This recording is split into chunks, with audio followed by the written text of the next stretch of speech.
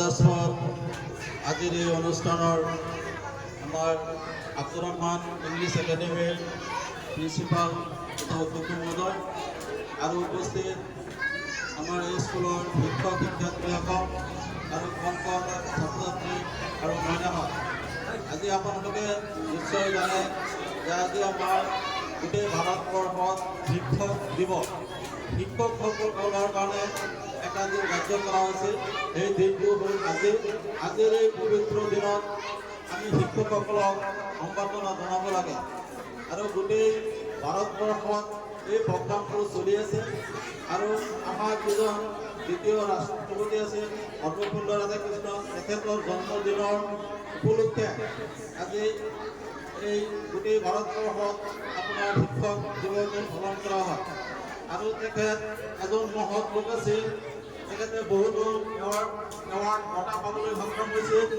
তেখেতে ৰাষ্ট্ৰীয় আন্তঃৰাষ্ট্ৰীয় বহুত বঁটা পাইছিল। তেখেত এজন দাৰ্শনিক আছিল আৰু তেখেতৰ ছাত্ৰসকলে যেতিয়া কৈছে যে ছাৰ আপোনাৰ জন্মদিনটো আমি পালন কৰিব বিচাৰিছোঁ, তেতিয়া তেখেতে কৈছে মোৰ জন্মদিনটো তোমালোকে এটা কাম কৰা, শিক্ষক দিৱস হিচাপে পালন কৰা, তেনেহ'লে মোৰ মনত কৃতজ্ঞ তথা মোৰ এটা গৌৰৱ থাকিব।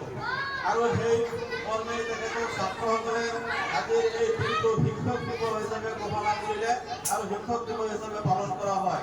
আৰু আমি এই শিক্ষা অবিহনে এটা জাতি কেতিয়াও আমি অগ্ৰগতি দিশত আগবাঢ়িব নোৱাৰোঁ। শিক্ষা অবিহনে আমি কেতিয়াও এটা সমাজ কৰিব নোৱাৰোঁ।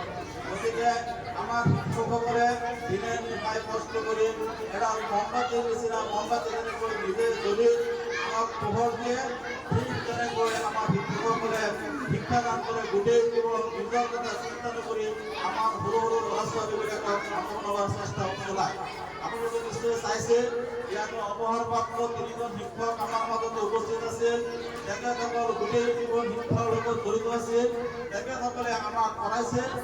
আমাৰো এজন শিক্ষাগুৰু ইয়াতে উপস্থিত আছে।